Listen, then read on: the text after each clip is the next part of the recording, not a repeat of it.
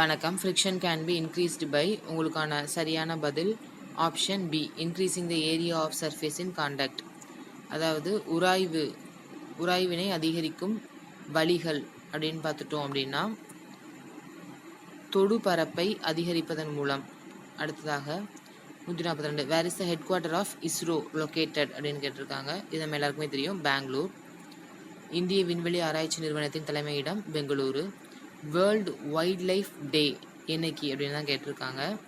Option D உங்களுக்கு March 3 உலக வனவிலங்குகள் தினம் ஒவ்வொரு ஆண்டும் மார்ச் 3ஆம் தேதி. ஸ்டேட்மெண்ட் கொஸ்டின் தான் அடுத்த நம்ம பார்க்க போகிறோம். Air contains more water vapour in rainy season. Almost 4/5 of air is nitrogen. So இதுக்கான சரியான பதில் என்ன அப்படின்னா ரெண்டுமே தான். மழைக்காலங்களில் காற்றில் அதிக அளவு ஈரப்பதம் காணப்படும்.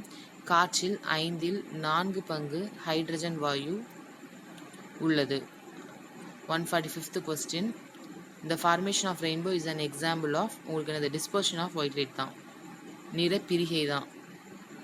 வெள்ளொளி கதிரின் நிறப்பிரிகை மூலம் வானவில் தோன்றுகிறது.